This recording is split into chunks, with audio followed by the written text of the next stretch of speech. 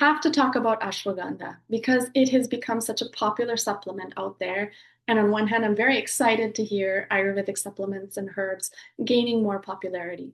But with popularity, as you know, misinformation can spread as well. So I want to just briefly go over a few things, understanding about ashwagandha, how it can be used safely, and the do's and don'ts as well. So ashwagandha is a root. It's called an adaptogen. And adaptogens are herbs that help our resilience to stress. And that is physical, mental, emotional stress. The beauty about adaptogens are these are herbs that typically grow in harsher climates. They have learned and they have adapted to grow in climates that are harsh, either very dry or very cold, or in high altitude or whatever it is. So ashwagandha, known as the Indian ginseng, is one of these adaptogen herbs. And it is a root that is often made into a powder, which can come in capsules, it can come in tinctures, it can come in Ayurvedic formulations, it can come as a powder, mix it in herbal tea. There are many ways to take it. But the most important thing is to know whether ashwagandha is appropriate for you or not.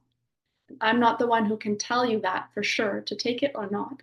But the idea is to give you some guidelines so that you can take that to your practitioner and that you can find out if that is going to be supportive for you or not. So ashwagandha is typically considered more of a strengthening herb.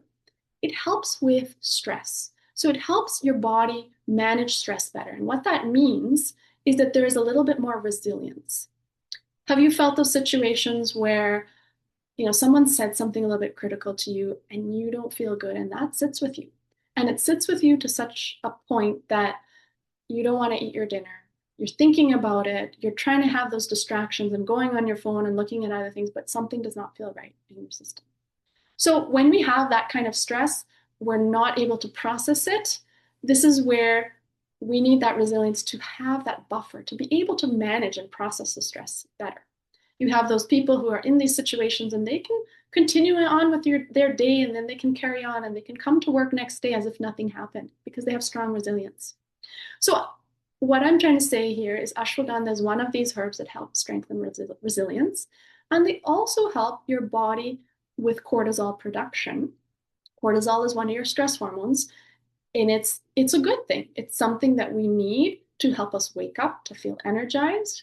But in certain situations, our cortisol can spike up and we have too much cortisol, which is then making us wired and tired or overstimulated. And then we might have the crash, which means that we feel exhausted in the afternoon time, and then we have to pick up, and sometimes our cycles are off.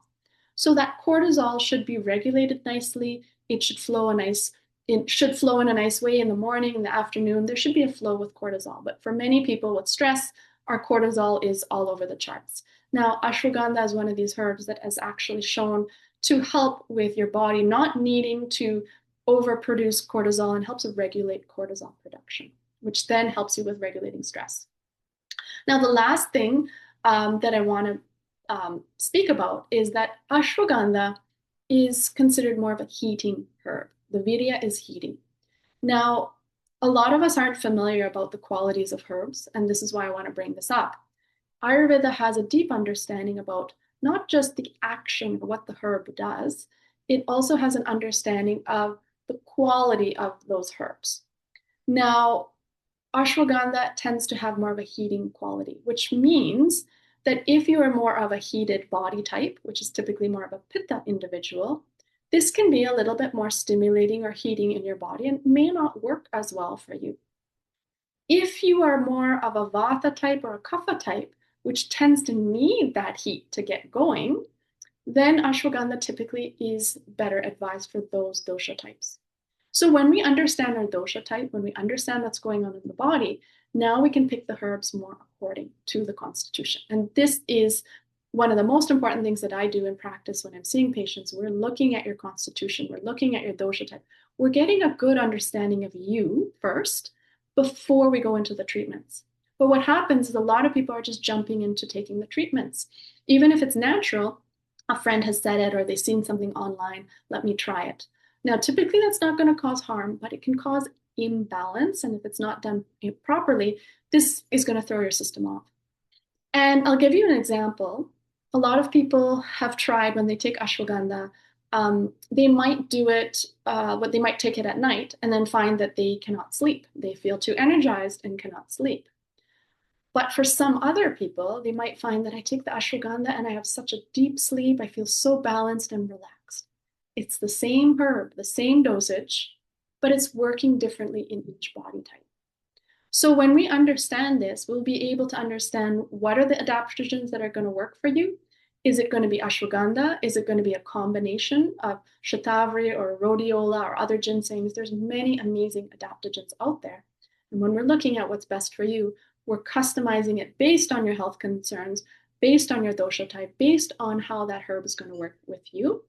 And then typically, of course, when you take it and you have that awareness, you will be able to give that feedback better. Is this helping me? Is this making me feel more relaxed? Is this making me feel more energized?